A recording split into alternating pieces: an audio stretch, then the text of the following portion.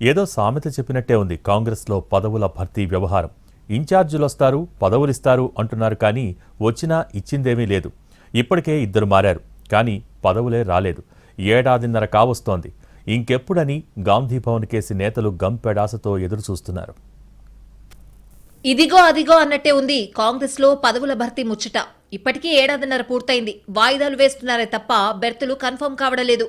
PCC chief ను నియమించి 6 నెలలు కావస్తున్నా కార్యవర్గం వేసుకోవడానికి మాత్రం ముహూర్తం ఫిక్స్ కాలేదు. ప్రభుత్వంలో పదవుల సంగతేమో కానీ కనీసం పార్టీలోనైనా ఇస్తే అదే 10,000 అనే భావంలో ఉన్నారు.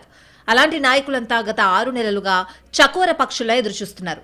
కొన్నాళ్లు తెలంగాణలో ఎన్నికల పేరుతో ఆపారు. ఇంకొన్నాళ్లు మిగిలిన రాష్ట్రాల్లో ఎలక్షన్స్ అడ్డొచ్చాయని వాయిదాలు వేశారు. అలా పోస్టులన్నీ పోస్ట్ పోన్ అవుతూనే ఉన్నాయి. ఈ మధ్య హైదరాబాద్ కి కేసీ వేణుగోపాల్ వచ్చి సమావేశాన్ని ఏర్పాటు చేశారు. 2-3 రోజుల్లోనే పార్టీ పదవులు భర్తీ చేస్తామని చెప్పారు. సిఫార్సులు వెంటనే ఢిల్లీకి పంపాలని ఆదేశించారు. ఆ 2-3 రోజులు కాస్త 2-3 వారాలైంది. కోర్ కమిటీ సమావేశం తర్వాత కాంగ్రెస్ కీలక నాయకులు ఢిల్లీకి 2 సార్లు వెళ్లొచ్చారు. అయినా పదవుల టాపిక్కే రాలేదు. ఇప్పుడేమో ఇంకో కారణం అడ్డొస్తోంది. మొన్నటి వరకు ఇన్ఛార్జిగా ఉన్న దీపదాస్ మున్షి సడన్ గా మారిపోయారు. కొత్తగా మీనాక్షి నటరాజన్ ని నియమించారు.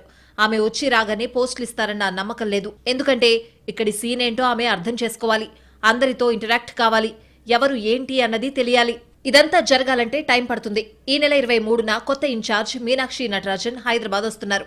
పార్టీ విస్తృత స్థాయి సమావేశాన్ని నిర్వహిస్తారు. పార్టీ నిర్మాణంతో పాటు ప్రభుత్వ కార్యక్రమాల అమలు లాంటి అంశాలపై సమీక్ష చేయబోతున్నారు.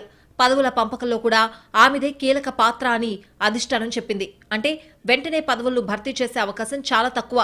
తెలంగాణ నాయకులు చేసిన కసరత్తును ఫైనల్ చేయాల్సి వస్తే కూడా కొంత సమయం పట్టే అవకాశం లేకపోలేదు. మొత్తానికి పదవులు ఆశిస్తున్న కాంగ్రెస్ నేతలకు ఎదురుచూపులు తప్పడలేదు. కొత్త ఇన్ఛార్జ్ మీనాక్షి నటరాజన్ కి పూర్తి స్థాయిలో అవగాహన వచ్చాకే ఇస్తారా, లేదంటే కేసీ వేణుగోపాల్ కి పంపిన నివేదిక ఫైనల్ అవుతుందా అనేది